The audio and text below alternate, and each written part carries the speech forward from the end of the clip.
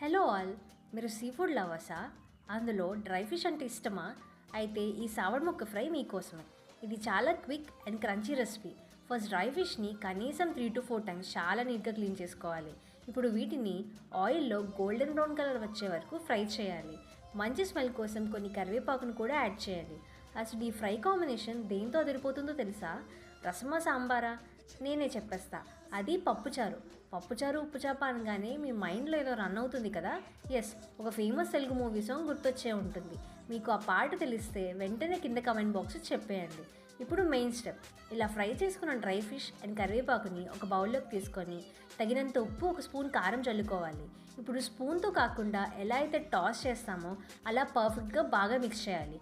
అప్పుడే మసాలా ప్రతి పీస్కి పట్టి మంచి టేస్ట్ని ఇస్తుంది. ప్రతి బైట్లో ఈ క్రంచీ ఫీలింగ్ అదిరిపోతుంది. ఈ క్విక్ రెసిపీ మీకు నచ్చట్లయితే వెంటనే లైక్ చేయండి.